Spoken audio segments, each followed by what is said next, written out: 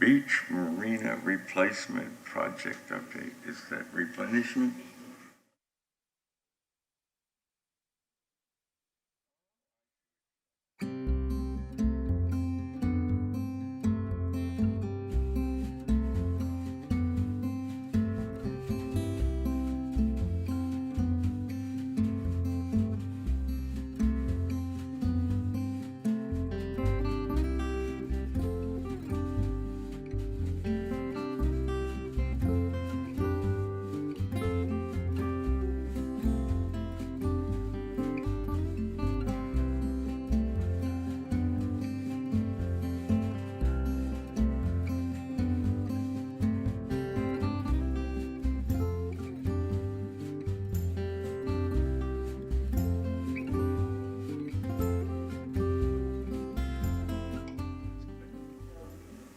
We probably need one more.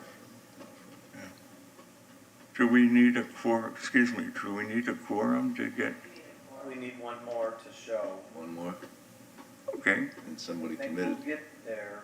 Yeah, sounds like it. It's 8 o'clock now. Yeah, I think it's recording, so, but we can't have a meeting.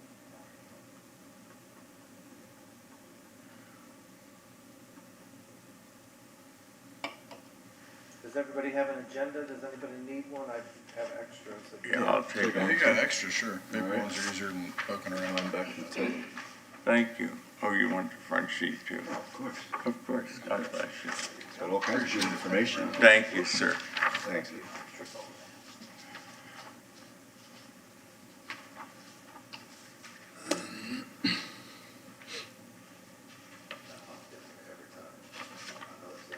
Yeah, I remember trying to struggle through reading this one. That is really long. The RFQ, yeah. The qualifications for the beach marina replacement. Ooh.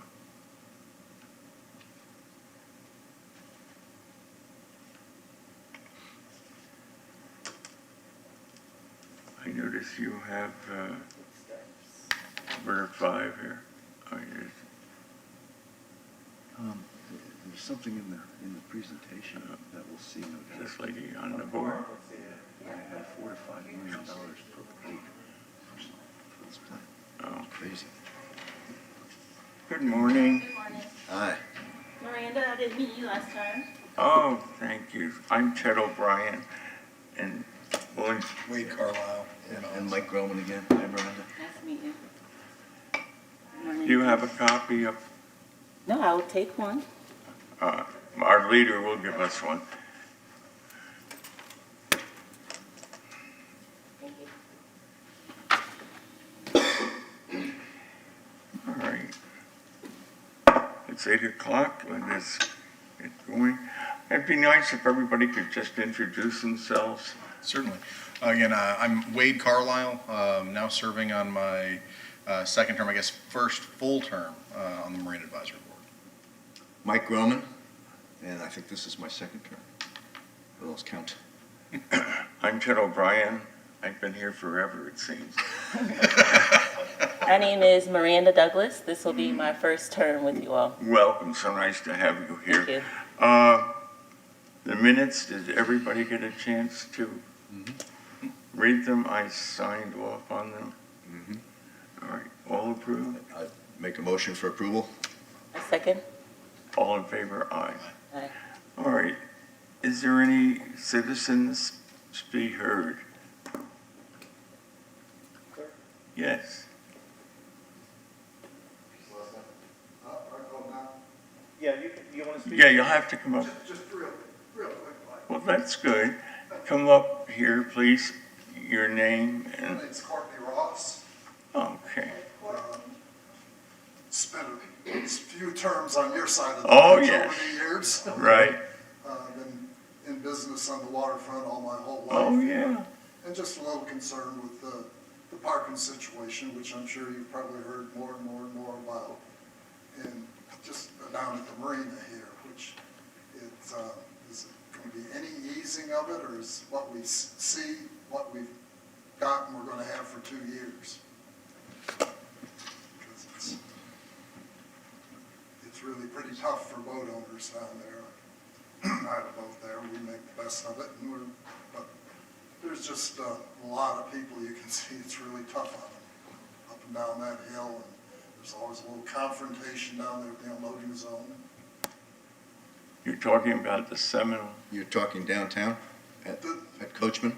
Yeah, the main marina where the Right here. construction's going on. Oh, Yes. okay. Yeah. I'm over on the beach, so. Right, so you've lost the parking, Right. obviously in Coachman while the construction goes on. Yeah, it's, not an expert at it, seems like some way they could have done one parking lot and got that done, and, and I know they say that the construction company says, well, they want it all fenced off. I would, just curious if that's the way it's gonna stay. Just the other thing, wasn't even thinking about that I've noticed also, which I'm sure you all are very aware of, as we go around the bay, we see the derelict boats out here anchored, which I know that every city, that's been a problem. And we have a blow, a lot of those are gonna break loose, and God knows where they're gonna drift down to, because just, they're not anchored on much, a lot of them. That was all I had, I just was curious if, I think I have nothing official, but I mean, I have contacted the Coast Guard. They are overwhelmed with, It's every town has the with same problem. all of these derelict boats and that. And I think they're just working their way through it. It'll be like, there's one out there now by the marina. It's been working its way down. I know. They've gotten rid of 3 or 4 over here. anyway, I just want to say something, but, the concern about, we have a great marina downtown here, that's a Terrific. great reputation, people love it and whatnot, but it's not a pleasant environment right at the moment. It's in a state of change. Ed, is there any thoughts on the parking while the I was construction gonna goes on? address that, Oh, a little good. bit later in the agenda, but I can do that now. Okay. Why don't you? And Mr. Ross is right, it's not a ideal situation at all. It's not. But the reason the parking lots are closed is because of the underground utilities. So there's a lot of work that has to happen underground. That's the first part of the project. So they're gonna be running east and west, north and south lines through that parking lot. So that parking lot's coming up. They have to get to the lift station, which is immediately on the other side of Pierce Street as you make that turn into that parking lot. So there's gonna be a big underground pit there to run utility underneath Pierce Street, through that parking lot area, under the bridge and into the park. But what happens to us here, we're kind of a victim of the park project because we use that parking lot, which is part of the park. So when we give the site control to the contractor, we really have very little to the operations. We can't be in their way of construction. So we meaning Marine and Aviation, Mike and I really fought hard for the parking plan that we have, because it's better. At one point, they wanted to close off that access in the south and have everybody enter through the north on Drew Street, which would have been twice as difficult for everybody to access. So they put a temporary sidewalk in for us. We've got the drop-off zone. We've added a handicap parking. Now we're adding, putting together today and this week a shuttle service. We're going to have some activity, access to the top of the hill, down the hill in a van or golf cart. So we're working every day. It's getting a little bit better. We're told that one of their goals is to get that parking lot open as soon as possible. The notice of it being a 2-year project was just that project is going to be 2 years. Not saying that the parking wouldn't be 2 years. The disruptions around the park will be 2 years, but our goal is to get that parking lot open as soon as possible. The contractor realizes that, the city realizes that, and we realize that. So we will, keep everybody posted. And I know, Mr. Ross, right where your boat is, and you're right in the middle of getting down to that. we do it pretty good, I just see a lot of other people having a lot of problems, and you just hit on it. Everybody's talking about, well, it's gonna be 26 months, even at the city council meeting the other night, it's 26 months. You make sense, it sounds like they're gonna get what they gotta do down there, get that parking lot that's right down against Pierce Street done, exactly. It's not gonna be 2 years of this. Yes, they'll get the underground stuff in and get that parking lot in, and even if it's just temporarily paved, we're gonna get that parking lot open as soon as possible. That Thank makes you. sense Thank compared you to very much, everything Mr. else that's Thanks. happening. Thank you very much. All right, thank you. Thank you. Okay, there's no more Right, Rob? problems here. Do you want to go over the qualifications for the beach marina? Yes, today's agenda really is kind of a update of what's coming. You know, I really didn't have anything. You guys are gonna be busy at the next meeting, so the first item is the request for qualifications for the beach marina project. So today, is the day that the RFQ, bids are coming into the city. And what that is the design work order for the beach marina project. And I sent you the link to the RFQ, which was everything that we had that we're gonna give the design team, the winning design team to work with. And what they're working with are efforts that have been in play for many years. We've done feasibility studies on what the beach marina could look like. We've given we'll give the designer all the survey data there of all the submerged lands that the city owns, so they can maximize our footprint. We've given them layouts that we have, put together ourselves through other consultants to consider. We've given them depth surveys that we took to see if there's any dredging that needs to be done. We've given them utility information. We've done a lot of surveys out there because they have to bring all the utility work together. So what I've done over the last couple of years and what we've done over the last decade is compile all this information ahead of time because we knew this was coming and they need this stuff. And they will still need information on the design, but the design criteria that we gave them they'll be able to get their on the ground running and not have to worry about, I need survey data, I need a seawall evaluation. We did that last year. The seawall needs a lot of work, so they'll need to know that. We had the water, sewer, all those connections, all that early design work was done. So we expect this design work order. The design work order will be about a year for permitting and design. So this time next summer, we should have a plan that's permitted, probably 90%. That's how we do that when we get things ready to go to permitting. It's usually at 90%, and the last 10% is during the construction phase, or beginning of the construction phase. But what the design team will do at what we call a 30% design, and that happens fairly quickly. You'll get an idea of what we're up against. Then we're going to put out a second RFP for a contractor. We call them a construction manager at risk. And what that model is, that's the construction model we're going to work with. We're going to design and put the construction plan together at the same time, rather than do the older style of design, bid, build. So sometimes you'll design something, then put it out to bid, and then your contractor has a lot of concern or redesign has to go into play because they can't really build what was designed. It's easy to design anything, is it practical? So the construction manager will work with the design team to design the project and design it within the budget. That's also a concern. You work with these groups, and the design team, and much to all the design team's credit, they'll give you a beautiful design that's expensive to build. And then the contractor comes in, looks at what's being designed, can I build this, and will eventually give the city a guaranteed maximum price to build a new marina. So that's all going to happen within the next year. So we'll get the designs back today.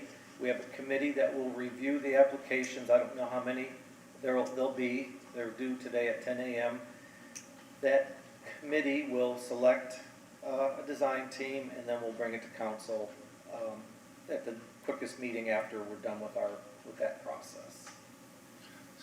So I had a couple questions as I kind of scanned through all the documents. It was pretty extensive, obviously. So what I saw was, and I think what you're telling us now is that there's a number of ideas, some of which had, I think, as many as 200 additional slips, and others had 40 or 50 additional slips. You don't have a favorite, these are just possibilities, and you're waiting to see what alternatives are recommended? Yeah, if we get any additional slips, there'll be recreational slips. We're gonna maintain the commercial footprint that we have around the seawall, but there's other opportunities in the middle of the marina. The marina was really built 3 times, back in the 50s, 70s, it just was added on. So there's a lot of wasted space there. And over the years, when it was first built, the boats were much narrower.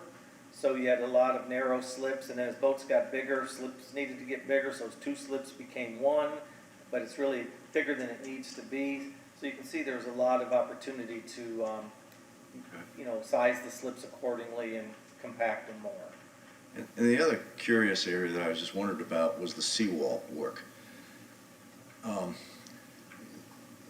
Is the plan just to repair the existing seawall? I saw some recommendations that said these cracks and things can be repaired, but every 5 years you're gonna have to replace part of it, or every 10 years you're gonna have to replace part of it. What will really have to be done? The seawall cap will be repaired. Okay. If there's any panel work that needs to occur, you never take the old panels out, you'll put a new panel in front of the old. The old always provides some stability, but we don't have really any panel problems that are tilting or falling. There might be cracks and such, so there will be seawall work, particularly a bigger cap and tiebacks. That'll happen first. That's really going to be the first phase of construction before we even get into the water, is working utilities behind the seawall, and then the cap and anchors and any other seawall repairs. That's kind of a project in itself. Even if we weren't redoing the marina, that work needs to be done. It's just been held off because there's going to be impacts to the marina when that happens. So that has been on our project list for the seawall repairs for at least 10 years that I'm aware of. Thanks. Any other questions? You say you're gonna maintain the footprint for the commercial slips? Yes. Pretty much, so everybody's gonna keep their spot, more or less? More or less, yeah. We're not, everybody's concerned, they like their spots. Some people don't like their spots, so they're advocating for a reshuffle. But we're not taking the commercial folks off the seawall. For example, the larger ships like the Starlight, there's really no other place for it other than where it is. So we're going to maintain where everybody is as best as possible. You might shift a little bit. Some of the smaller fishing boats, we're going to compartmentalize our slip types. Like if you fit in this slip and you're a smaller boat, you might have to move around into this area. But we're not. The bigger ships are really. There's not much opportunity to move them off the seawall. And some of the premium locations, of course, everybody wants to be on Coronado. Even if you're not there now, people would like to move up to Coronado. But we'll go through those iterations of, design once they come in. And then I'm going to bring those to you. And then we're also going to reach out to some of the major stakeholders at the marina. And those are the businesses that are there now to help us help them. And that's what the understanding will be. With regard to the kiosks, I remember last meeting you mentioned something about, well, you could even have little automated whatever, because they booked online and just press a button and get your ticket. I'm going to go on record and say that's not going to work. If you look at other commercial marinas that do similar and other tourist destinations, you'll find that most of them have some sort of ticketing area where you can talk to a person. And the best place for those is going to be at their boat. People stop, they look at the boat, well, what does this do? And they're looking for answers to questions. And you also had mentioned that you'd like to see the boardwalk from the north side of the bridge come around under the bridge and go all the way around through the marina. I think it's a fantastic idea. And how you can accomplish and satisfy the needs would be to build that boardwalk, a boardwalk, not the concrete walk that's there, but go ahead and build a boardwalk. Those ticket booths are over water. As you say, they're really illegal. They're grandfathered in right now. But if you build that boardwalk all the way along in front of the seawall, at the front of the slips, you'll create more space. Those people can put their kiosks on the opposite side without having to reduce any parking. You can put a small kiosk on the concrete, not over the water, and have the boardwalk in front of the boats where pedestrians can walk by, look at the boats, turn around and ask about the boat that is that slip. Now, then you can also create some conformity in what the kiosk would look like or what it has to be. But I think it's, you know, it's very important for most of those operators to have a representative explaining what it is they do and giving their sales pitch. And nobody wants to take that away, Phil. It's the, some of the things are more than selling tickets. They're gift shops and they're buildings with under air. So those are the Yeah. things that the county will not allow to be permitted. But a ticket booth, you know, open air would be fine. And your idea of a boardwalk is a good one because the designers are challenged now with accommodating those ticket sales. That was in the RFP, to come up with some designs, whether it's at the seawall, whether it's across the, you know, in front of the thing, but we're gonna come up with something. But it's too early now, but that's a good idea. It's an expensive idea to build a boardwalk over the water. It's not one that I thought of, but it's an idea there. There's small docks there already. A lot of people have Calypso has that. Several of them have a dock right there off the seawall and their boats behind that. And I think, you know, you'd have to probably start over. You want to replace those pilings and make it all consistent. But it's found real estate, Yes. you know, and you don't have to cut into parking. Because the other way to do it would be leave what it is and then move those things into the first parking spot, but we don't lose any parking. Yeah, no, we can't. And I think it'd be a lot less expensive to build boardwalk than it would be to build parking spots. And it would be aesthetically pleasing and customer friendly and would just work very well to satisfy all those needs. You know, Calypso, I inherited the Calypso office. The person who was there before made it a whole gift shop. I tried to do that for a while, but, you know, we lost more out the door than we were making, so we kind of cut it back just to a few sundry items, and we use it for storage now. But that's another issue, is some of the bigger boats, we have to have some sort of landside assistance. You know, if you don't do something planned, you're gonna see a bunch of people pulling with trucks and take up a parking spot and have a truck. I mean, it's already been done now. As you know, some of the operators, you know, before they built their, I mean, it might be before you got there, but before people started building their storage out in the fishing boats and so forth out on the dock, they had a big, you know, painter's truck. And they'd come in and park that there, and you know, Queen Fleet was one of them that had their sign on the side of that order, but that was all their support equipment they needed to have near the boat, their tool shed, if you will. Yeah. So operations like that, you know, Starlight's one, but we're gonna stay where we are. I think that footprint's gonna stay there, and that'll be great for us. But the other end, there's gotta be some ideas for support, space for those businesses. Some need more than others, and it's just a factor of deliveries. You know, the ones that, you know, like my dinner cruise boats, the Starship boat, we need places to receive things and store them and so forth, and we can't just have it trucked in right before a cruise. And, No, I so get it, forth. Bill, I understand that, and that is, gonna be looked at. I mean, we've really, and it's not, and I'm not saying that just to, you know, say it today here, it's gonna be a problem. We're really gonna have to look at that entirely during the design. What we're gonna have is not problems, we're gonna have solutions. We have solutions. That's what we always tell people. When people call us and say, I got a problem, I say, no, we have solutions. You know, Phil's idea would really alleviate that crowding in the sidewalk too, and that is just, it just gets worse every day. So many people there that, yeah, at the times when the boats are going out, the pirate ship for some reason insists on giving his pre-trip safety briefing with everybody on the sidewalk. So I see poor bikers coming through. Obviously there's no room on the street for them at that point. The bikers are trying to get through. It's just really packed. So, you know, extending it out with a boardwalk or something would create a lot of space. Good idea. Okay, no, good. Idea, that's why we were- Very good points. And, you know, I always say, you know, it's gonna be a mixture of fixed and floating, so you'll have that boardwalk being the fixed piece, if you will, and then your ramps or steps down to the floating, however that works, so. a lot will be discussed, a lot will be proposed, a lot will be changed. So we're all gonna have to eventually, agree on something that's not perfect for everybody, but it's gonna be perfect for the marina in its entirety, I guess, so. Are your committee meetings you're gonna have reviewing these things, are those public meetings? Yeah, they're not gonna be public meetings so much, they're gonna be user meetings, so, public meeting is to the public, but this will be for the users of the marina, so they will be public meetings, but not, in the sense that it's a community meeting, it's gonna be a user meeting to help, like a charrette, design charrette, so the people that are gonna be impacted in using the marina, their questions and concerns. That's the way I see it.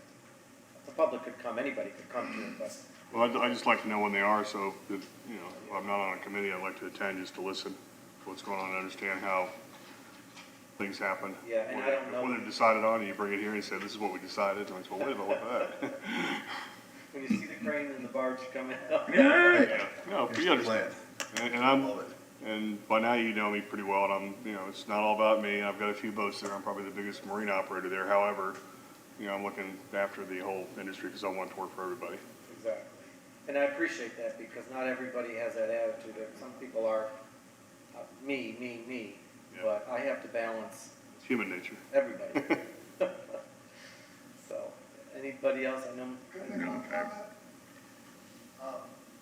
You're gonna have some floating docks in the marina? They Yeah. want you to come to the microphone, sir, so you can be recorded. Oh, it's coming up. My apologies, being a few minutes late, but You're gonna have some floating docks at the new marina when it's Yes. redone? One thing I've noticed, including the city marina downtown and the new marina that just happened over behind the courtyard over there, you have nice tall pilings when they go in, and then you see them come along and sawing them off. Well, probably 10-foot storm surge on top of a high tide, we could have some marinas floating around. And I only say that because when I had the boatyard here, we had a hurricane up in Charleston, and we went up there, we brought 30-some boats back here to repair. But the sight that I saw up there, I'll always be in my mind. 100-and-some boat marina floated off of the pilings, went down about 2 miles, and then they all just piled up into one great big pile. And so I hope and thought that they just don't go berserk if you've got able to have a couple extra feet. It isn't pretty, but if, in case we ever do have that bad day, those would be a nice extra couple of feet to have. why would they cut them off? Why do they cut them off? Don't ask me. I mean, they had beautiful tall pilings behind the new courtyard over there on the beach in that marina. All of a sudden they're there. Really? You go down on our city marina here, those were nice big tall pilings. And all of a sudden, right now, you go down there when you've got a little bit of a beginning of a storm surge, and you can reach up here and touch the top of the pilings or something. Wow. So just try not to have that happen. To feed the whole Well, purpose? the tide poles might have been cut down, but the downtown marina, none of the concrete pilings were cut. Those are quite tall. Some of them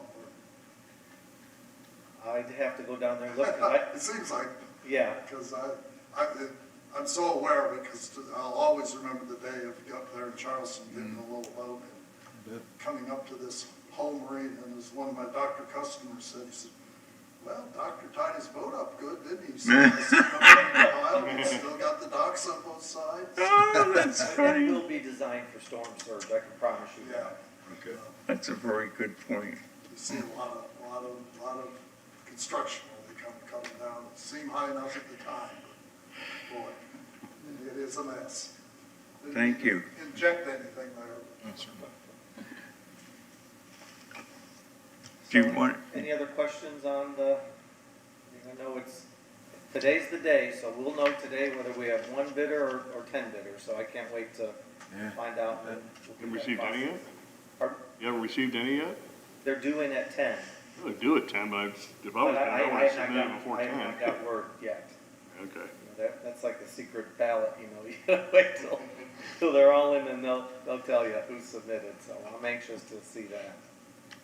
do you want to comment on this item 9290 PSTA? This, Did everybody have a chance to look at the PowerPoint that I sent you? Yes. I felt this was important to share with you.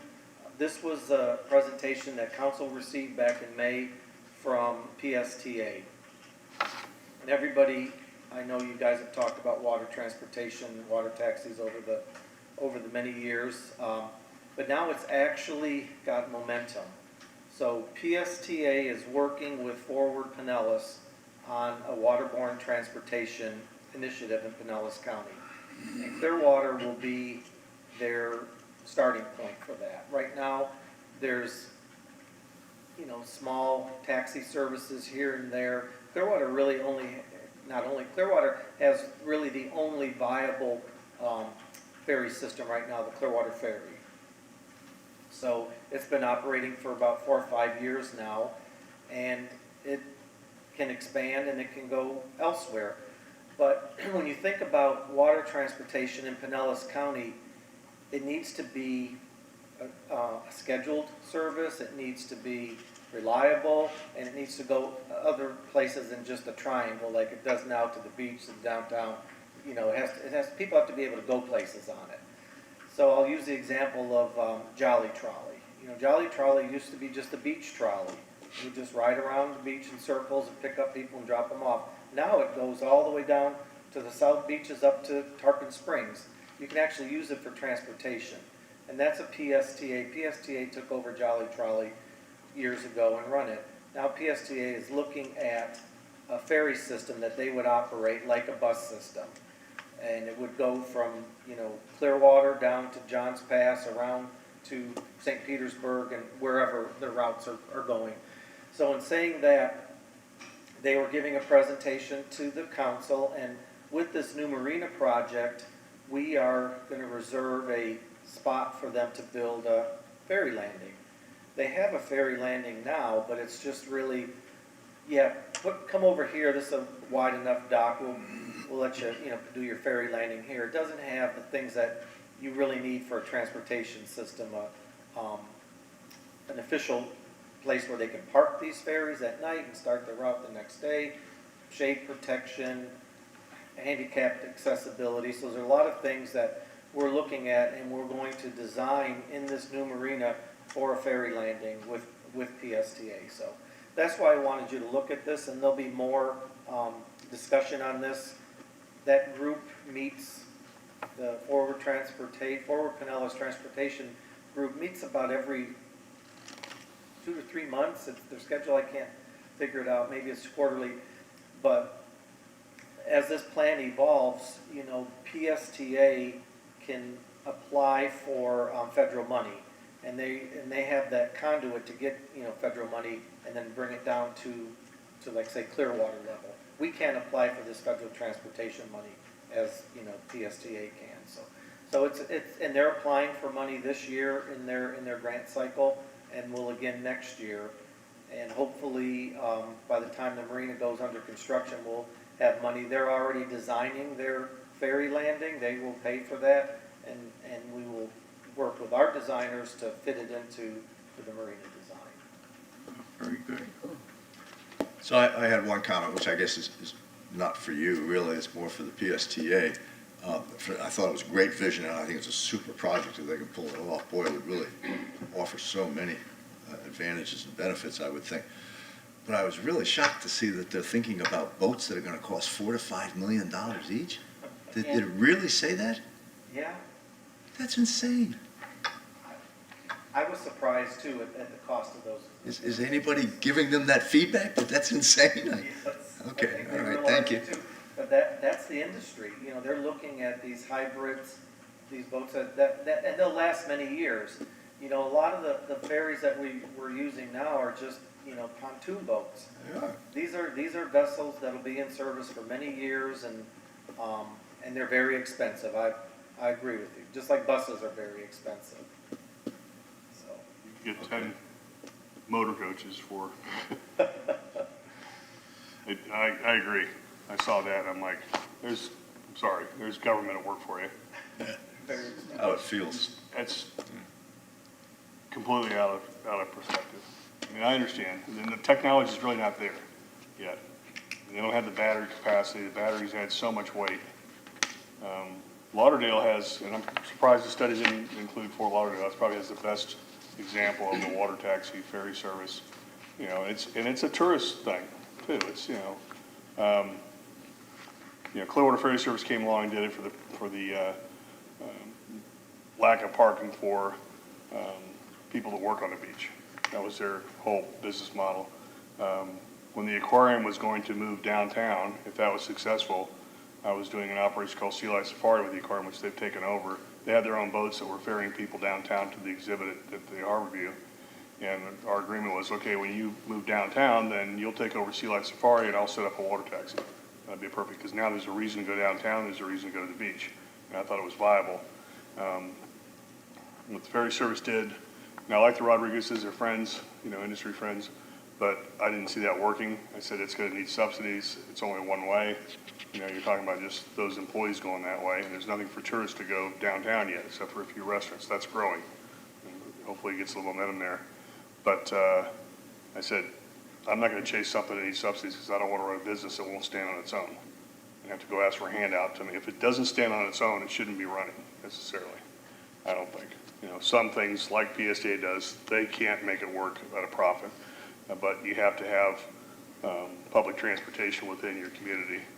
And so that's something governments pay for. This is a luxury item, and, I'd like to see it work, but I think that it's a little outrageous to spend $5 million in a boat, and I don't think the technology's there yet. Maybe it will be soon, and I wish them well, but I also sit on the Tourist Development Council board, and I saw they're going after TDC capital money.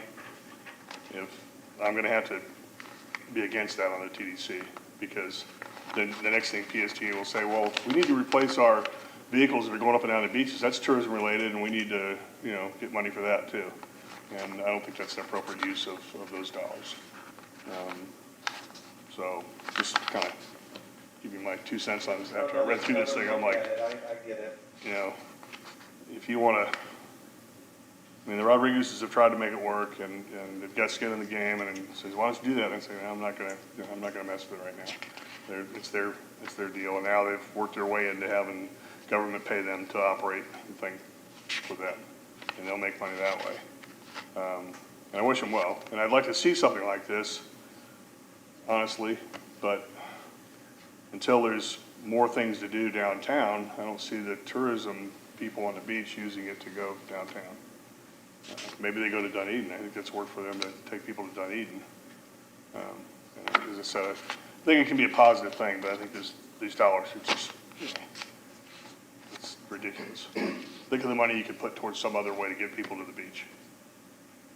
If you're gonna spend $5 million on a boat that carries 60 people, it takes a half an hour or 20 minutes to get from one side to the other. By the time you load, wait for people to get on, unload, and so forth. I just, like I said, from a business standpoint, a practical business model, it doesn't work, but with government subsidies, anything works. So, we'll see.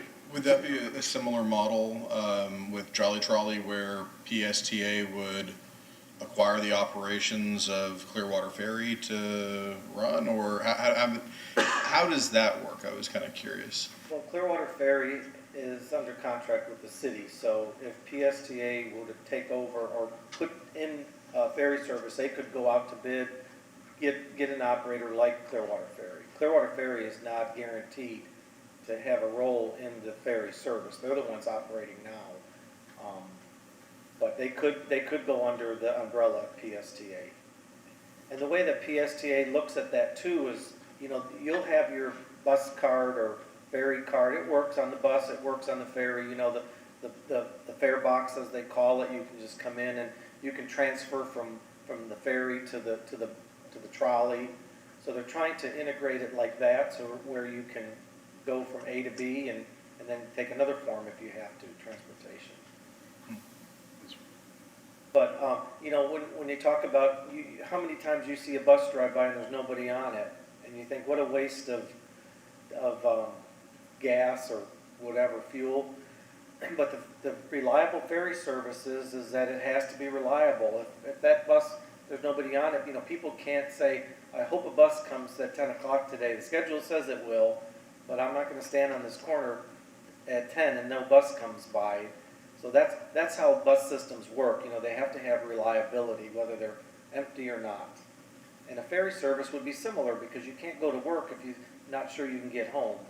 So you gotta be able to, if you're gonna take the ferry to the beach, and, you know, a lot of the ferries during busy times, they were full. Well, sometimes they're empty, sometimes they're full. So people that work on the beach, they can't rely on it, and the time schedule to get to and from work, or they'll be late coming, you know, either way, but late getting home or late getting to work, so.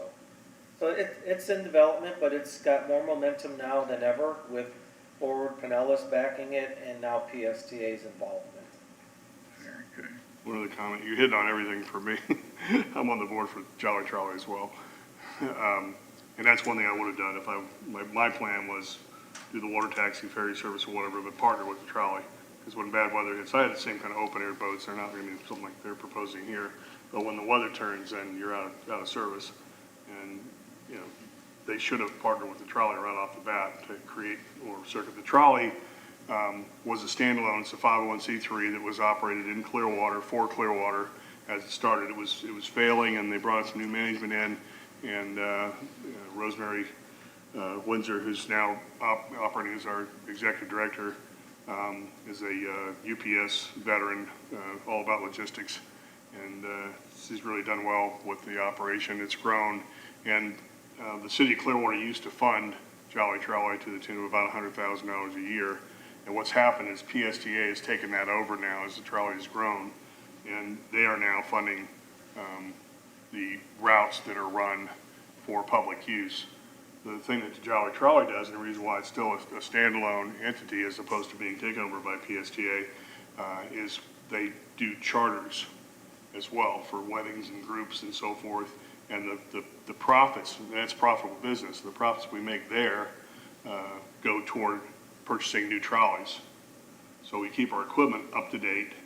We don't get grants necessarily, but the way we keep the equipment up to date without having to spend money from PSTA for that equipment, or very little for the equipment, is they run a side business of doing charter service and shuttle service and so forth, and that's profitable, and that pays for the new trolleys. So it's actually a positive thing for PSTA to have an operator like Jolly Trolley that is actually doing other business on the side to fund, and nobody makes any money. It all goes back into purchasing equipment and keeping things up to date and so forth. So it's a win-win, as it turns out. On that board, I'm like, why don't PSTA should probably just take it over, but then that wouldn't be the greater good, because right now the trolley service, the way it is providing a benefit to the county by not having to purchase the vehicles. I will say PSTA never buys vehicles. I don't think they get a federal grant of some sort anytime they get new vehicles, so they're not having to pay for it either. But the Jolly Trolley actually operates at a reduced operating cost than PSTA does. But again, they're a bigger entity, and they don't have that private service on the side. But partnering with that and making it all one makes the most sense, so people have an option. If the time is not right, they can jump on another conveyance. So that's all good. And I don't mean to be a downer about it. I just think that, I saw the same thing with the money, just like, it seems like way too much, but, you know, if we can make it work and it's a positive thing, it's gonna be another feather in our cap for selling Clearwater to people coming in. Right. Very good. Any other comments? I'm sorry? Didn't I have just a wondered if question there were any. about the water taxi service. So was that cost just for one boat? And were they considering having multiple? Oh, yeah, no, there would need to be, Yeah. you Per know, vessel. It was per boat. you know, I wasn't involved Boat in building, the no. costing, but obviously. But they're working with like a shipbuilder. These are like prototype boats that would be new, so they're designing them. That's probably a lot of the cost, and then they factor in these costs into, you know, a couple years out. So the price just, you know, it started out like $3 million, and which was a shock, and then it went up to $4 million. So I don't think that's a real number yet. It's just a projection number that they're talking to these shipyards that are going to, you know, build them a dozen ferries if that ever came to be. And you mentioned that the capacity is only 60 for these, The capacity can grow, some of the height has to be considered, how big they are, because they have to get under some bridges.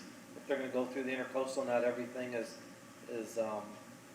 tall enough, I guess, to get a big double-decker thing in. So they had some height limitations that they were looking at. But right now, the ferries, they're like 49 passenger, I think that's the biggest one, 50. I'm not positive. One of them might be bigger than that.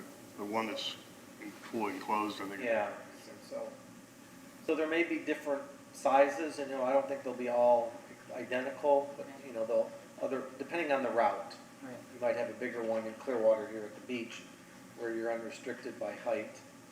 But for example, if you wanted to get under the Mandalay Channel Bridge, and, It's not right, a restriction. yeah, you're restricted there, and you'd have to go all the way around, so that's, to get to the aquarium, for example, so that's one of the things. and then you mentioned that the vessel might be able to go like to John's Pass or even up to Tarpon. And I was thinking, is that part of our, I guess it's part of our network, but would they be a part of like the cost of assuming some of the operational support for this? I think right now what they're looking for, the partners, and the partners being, the cities, Dunedin, Bel Air Bluffs, Clearwater. The biggest and hardest thing in any transportation is getting your stops. So you have to get, waterfront real estate, and that doesn't come easy. Clearwater is in a good position because we have the landings already, and we can build a network. But as you get down through the intercoastal, most of that's private. So they're gonna have a hard time finding somebody that's gonna offer them a ferry landing, because if they invest in the infrastructure to build it, they need some guarantee that they'll be there for so many years. Right. So the partnering is gonna be very important, where they can go, and if there's a need for them to go there, so. And that'll be kind of their investment, because when you apply for grants, we can use in-kind services as our match. So most of these grants have like a 80-20 match. So for example, if you had a piece of real estate that was worth, $500,000 that you were gonna be able to put a ferry landing there, that's match, that's considered a match. Then you have to also commit to that, for so many years, and decade, 10, 20 years they'll want it. If they're gonna invest a boat for $5 million, they're gonna wanna make sure that they can use that location for that boat. Right. Interesting. I saw the presentation as well. I thought it was really interesting. Yeah, it's very interesting, and it's coming together, it's definitely coming together, but it's still a few years out, Yeah. definitely a few years out. Is there any other comments? Make one more comment. I think our area, the Clearwater area, is conducive to it more so than the rest of this. I was asked why I didn't bid on the St. Pete to Tampa ferry service, and I said, again, it's not going to work from a business model, and it's going to need subsidies. And now they're down to, I think it's probably $10. It's what they charge to go across the bay. It's transportainment. Yeah. That's true. It's not being used by commuters to go to downtown. It's being used by people that want to take a boat ride. And, I had to step up, and I mentioned to a couple of commissioners when they put that in, I said, make sure that if you're going to give them the money to bring that in there, that they don't use that on the side for cocktail parties and different things from downtown St. Pete when they're not running the ferry service or whatever, because it's got to be 100%, you're paying for it, and they shouldn't be allowed to. And it was in their business model, I knew that. But they stepped in and they said, no, it won't be for that. So I know the company that runs that. And, I'm a tour boat operator myself, and I don't want to have government come in and compete with me. And it's not fair, basically. And going all the way to John's Pass, that's not a viable transportation idea. It'd be fun. But going from Indian Rocks Beach to John's Pass is so much no-wake zone, it's going to take you way longer to go than it would be to get on the trolley service PSTA has on the Gulf Boulevard. So again, it's very, it's fun to think about, it'd be nice to have, but is it really anything more than another entertainment thing for people to do? And if it's government subsidy at $5 million a boat, doesn't seem like it's a good use of government dollars for entertainment. But again, I'm being a realist about it, it's romantic, it's kind of fun to think about how we could have our own little waterborne and transportation system, but it's not a viable transportation system in places where there's no wake zones and the long distances in between. If you had a high-speed ferry running down the Gulf, that'd be more of a transportation, less of transportainment. But probably said enough on the thing, but they're going to do what they're going to do. Well, there'll be plenty of studies, done on the routes and so forth, so more to come on that. All right. Shoot, at $5 million a boat, they might not even have wake. I mean, we don't know. Right. Do we have any old business items at all to bring up? I don't have any old business. Mike, did you want to speak to anything? Well, our last meeting, Have to come up to the podium, my our friend. last meeting in March, we talked about doing a fuel study and looking at our discounts that we had for our customers purchasing fuel. So we completed that study, and what we found is a discount of fuel 30% over our cost for our commercial tenants. And then we did away with the boat US discount. So that's where we're at now. So 30% of our cost is our discount for the fuel. What do you base the retail on? It's the cost, our cost. The retail is the CMA. So we do a CMA of marinas around ours, and that's how we get the price. No, but I mean, what is if a general resident boater comes in and fills up, what do they pay? They pay that CMA price. So it fluctuates. So yesterday I got fuel in, and the cost for gasoline was $3.04. That discount, and we're selling it for $3.87. So at 30%, it was like a 3 cents. What's the CMM? The comparative market analysis Oh, okay. of other marinas. That's how we set our fuel price. Okay. And that's set by ordinance. And that usually ends up being roughly how much over cost? 40 to 50, usually. So you're giving the commercial tenants about a 10% discount, some numbers. Yeah, Maybe a little more than that. 10 to 15, Yeah. yeah. So I just wanted to let y'all know that was complete. That is Have gone live. the fishing boats come back in, or are they still getting fuel elsewhere? I know that a couple of the big operators that were going off are now back. Not all of them. I think we still have one that still tries to go off site, but I've noticed that they're coming to the fuel dock at times now. So the Queen Fleet and the Double Eagles are, I've seen them down there.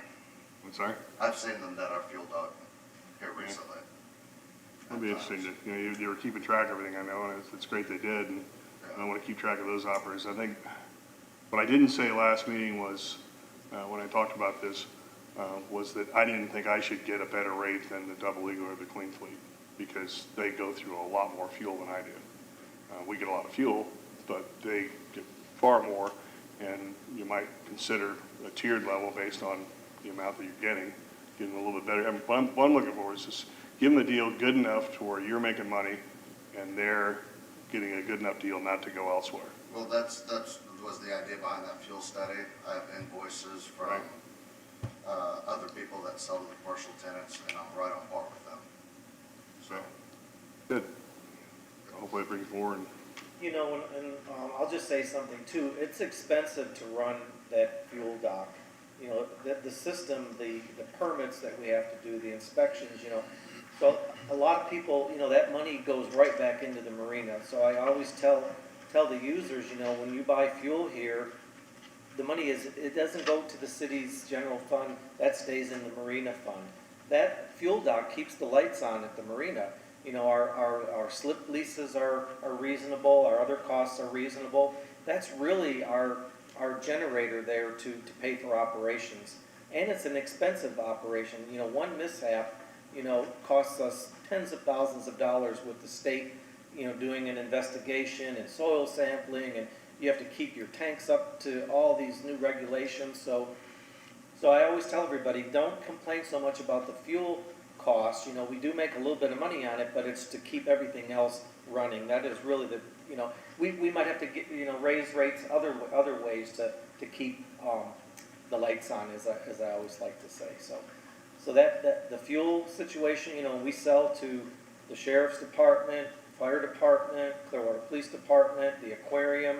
You know, we have a lot of people that are dependent on our fuel, and if we didn't have it, you know, they'd be going elsewhere. So I'm a big advocate to, you know, to supply the fuel, you know, for the residents and for everybody else. And the city does not do it to make money. And that's what I want to say. It's just to provide that service and to keep everything to a standard that we have to. I would say it was just, trying to get that volume is just icing. Yeah. You don't have, your expenses are fixed more or less. And if you can get, you know, a little bit more business or a lot more business from them at a little bit reduced rate, then that just falls to the bottom line, basically. So you can afford to do that. And we're doing that too. And, you know, we get fuel deliveries all the time, you know, and that's even problematic. The tanks are in that parking lot. We have to get deliveries at night before people start showing up at the marina. So we're on the weekends running out of fuel, you know, so as we're selling more, they'll call us at the fuel dock. We only have 1,000 gallons of diesel, and it's Saturday. You know, we're never going to make it through Sunday, so we have to pay premiums to get the deliveries to the marina out of schedule. So it's a daily operation on monitoring how much fuel we sell. The price fluctuates every day. Some days we can't make the price adjustment, you know, every day like the gas station on the computer, you know.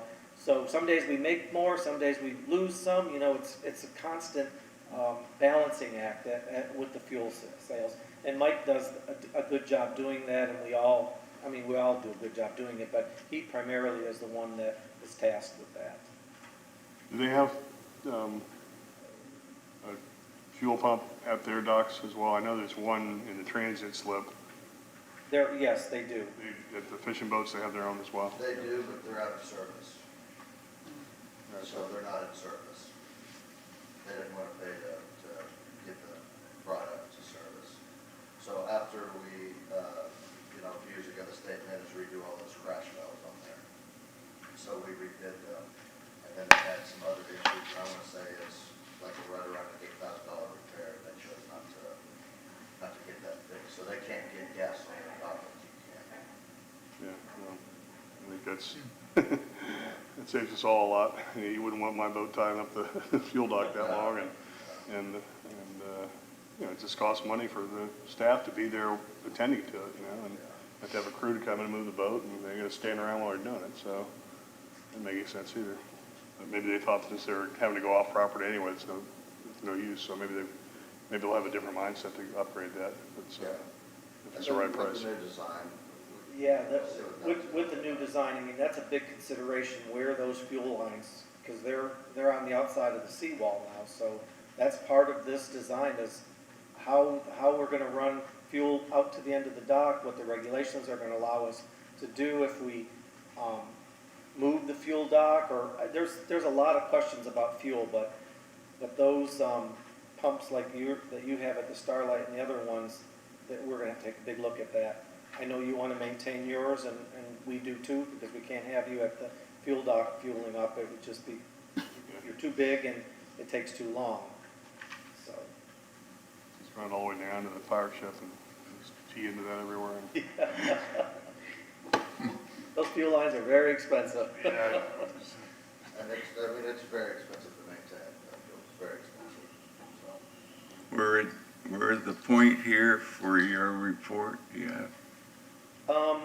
I think I've given all I had today, so my director's report is, I will be back with you.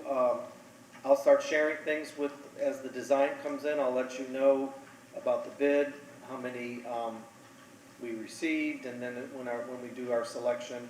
So by the next meeting, we'll start talking about design and where we are, so it'll be exciting. Thank you. Good. Can I make a formal request to be notified of the meetings as they happen? Yes, absolutely. Absolutely. Time for any of the members here of the board have any comments? Nothing. Maureen? Not at this time. Okay.